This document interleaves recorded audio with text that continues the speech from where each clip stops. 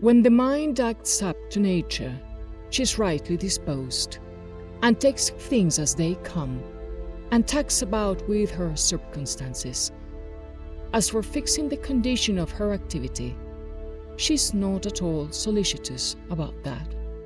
It is true, she is not perfectly indifferent. She moves forward with a preference in her choice. But if anything comes cross, she falls to work upon it, and like fire, converts it into fuel. For like this element, when it is weak, it is easily put out. But when once well kindled, it seizes upon what is heaped upon it, subdues it into its own nature, and increases by resistance. Let every action tend to some point and be perfect in its kind. It is a custom of people to go to unfrequented places and country places at the seashore and the mountains for retirement, and this she often earnestly desired. But after all, this is but a vulgar fancy, for it is in your power to withdraw with yourself whenever you desire. Now one's own mind is a place the most free from crowd and noise in the world.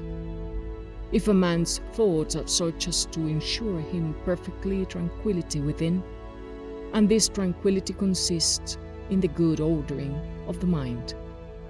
Your way is, therefore, to make frequent use of this retirement and refresh your virtue in it, and to this end be always provided with a few short, uncontested notions, to keep your understandings true, and send your back content with the business to which you return.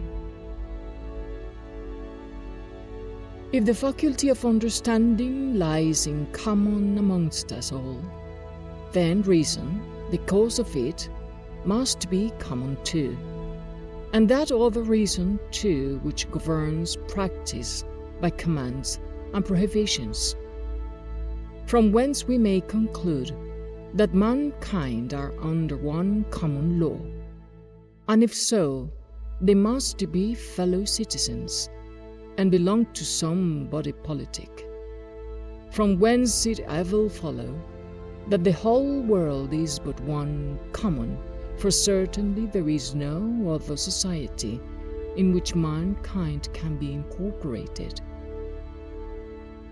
Now this common fund of understanding, reason, and law is a commodity of this same country, or which way do mortals light on it? For as the four distinctions in my body belong to some general head and species of matter, for instance, the earthy part in me comes from the wisdom of earth, the watery belongs to another element, the airy particles flow from a third spring, and those of fire from one distinct from all the former, for nothing can no more produce something, that something can sink into nothing.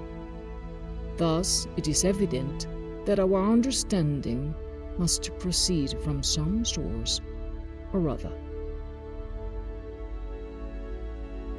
Death and generation are both mysteries of nature, and somewhat resemble each other, for the first does but dissolve those elements the late had combined.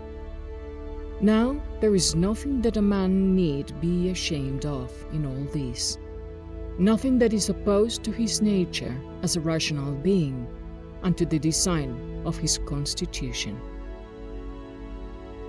Do not suppose you are hurt, and your complaint sees your complaint, and you are not hurt. That which does not make a man worse does not make his life worse, and by consequence he has no harm either within or without. Take notice at all events turn out justly, and that if you observe nicely, you will not only perceive a connection between causes and effects, but a sovereign distribution of justice, which presides in the administration and gives everything its due. Observe then, as you have begun, and let all actions answer the character of a good man. I mean, a good man in the strictness and notion of philosophy. If a man affronts you, do not accept his opinion or think just as he would have you do. No, look upon things as reality presents them. Be always provided with principles for these two purposes. First, to engage in nothing but what reason dictates, what the sovereign and legislative part of you shall suggest for the interest of mankind. Secondly, to be disposed to quit your opinion and alter your measures when a friend shall give you good grounds for so doing. But then the reasons of changing your mind ought to be drawn from some consideration regarding justice and public good, or some such generous motive, and not because it pleases your fancy or promotes your reputation.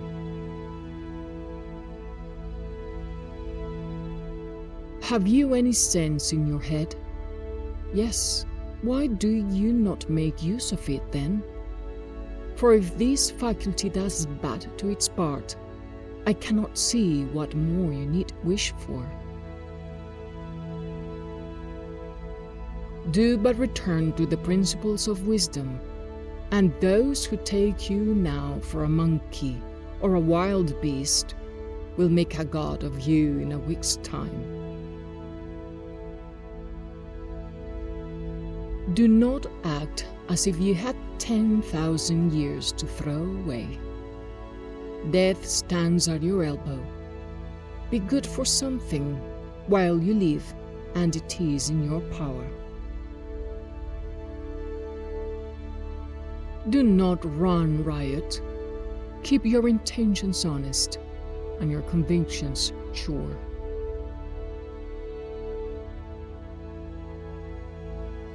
Do but look upon the astonishing notion of time and eternity.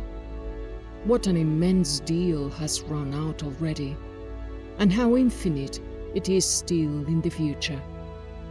Do but consider this, and you will find 3 days and 3 ages of life come much to the same thing.